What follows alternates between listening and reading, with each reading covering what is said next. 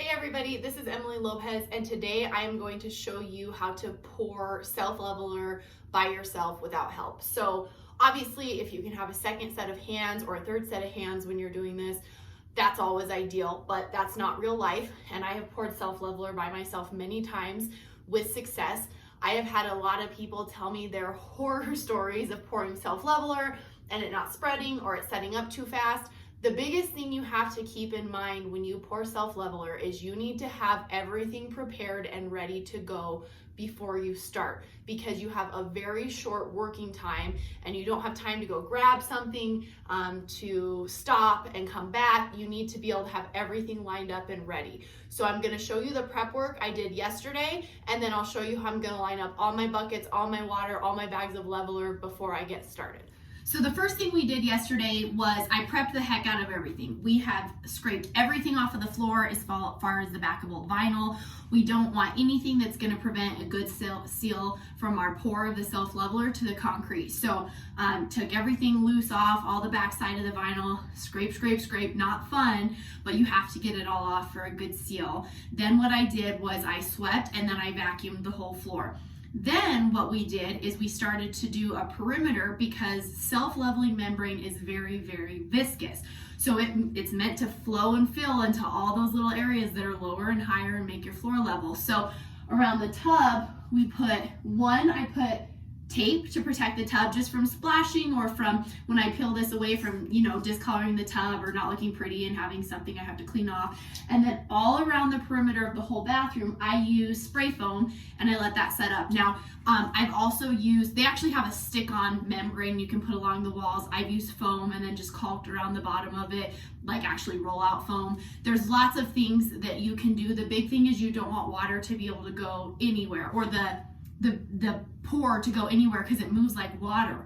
So under your walls, your 2x4s, we're going to put whatever we're making our dam with around everything. So I'll show you a closer view of that. So you can see I have all the way around any opening where I don't want the pour to go.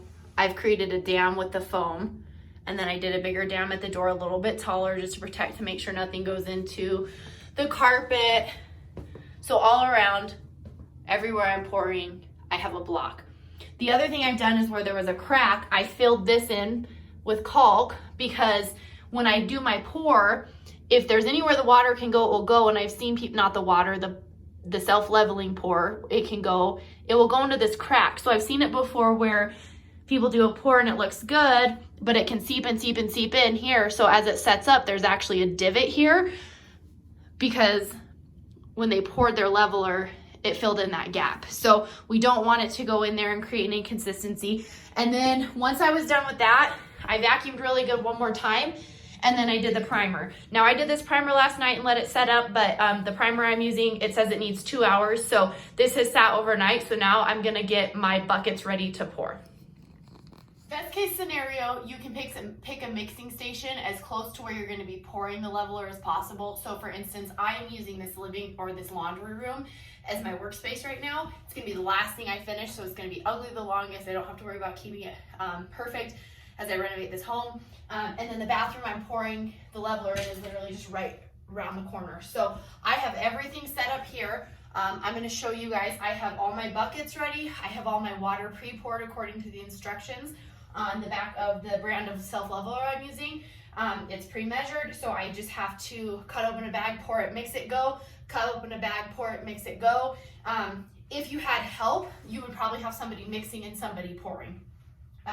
The biggest thing I think is that you have everything pre-set up, everything's ready, but on top of that, have more than you think you'll need. I always hear people say, I thought I'd only need this many bags. I actually needed more. Yes, it sucks to overbuy and have to carry these heavy bags back to the store and return them. But if you need another bag, you're screwed. You're basically gonna just have to pour another level on top of it to get it leveled, because this is gonna dry by the time you get back. So I have 4 buckets ready with pre-measured water. Some people even cut open their bags before they start. I don't know if I'm gonna use these all, so I don't have mine cut open, but when I do a bigger project and I know I'm gonna need several, I pre-cut and make pour spouts, so I'm ready to dump my bag. As you can see here, I have 4 buckets ready to go with the amount of water that my instructions told me that I needed. I have my bags of leveler that I'm using here, and then I have my mixing drill plugged in and ready to go. And then when I come over here, you can see it's 100% prepped and ready to go. So I'm just gonna start and power through it. Here's what it looks like right after my pour. Sometimes I just think this looks so pretty.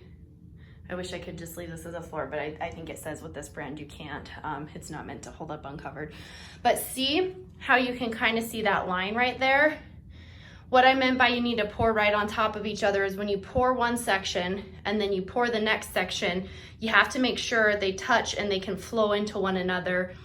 So you don't want that first pour to set up too much before the second pour. So I did one pour, I did two pours, and then literally I just needed a tiny, tiny bit to finish here. And I kind of tried to blend it in a little bit. So now this is gonna set up.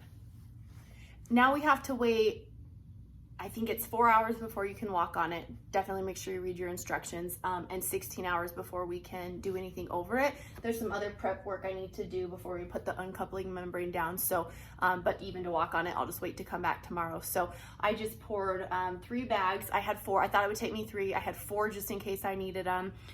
If it's a bigger job, I would factor in a bigger overage than that. I think that's your biggest thing, is making sure you don't run out. So I did 2 bags and 1 really, really partial bag, and like barely any, so it was a huge waste, but I had to have it, otherwise I'd have a spot right here that didn't have a pour over it. So that's how you pour self-leveler. The biggest thing is prep, having everything measured out ahead of time, making sure you have all your supplies ready, and it can go pretty smooth. You just have to move quick, follow the instructions, and make sure you review them before you start. But now we're gonna have a really nice smooth floor to start with before we tile, and we'll have just like a really level surface to start with. So this stuff's really, really handy. So don't be afraid to use it. It's a really good product and it's really helpful. And I hope this made you a little bit more comfortable with using self-leveler on your own. Have an awesome day. See ya. Ooh, beautiful.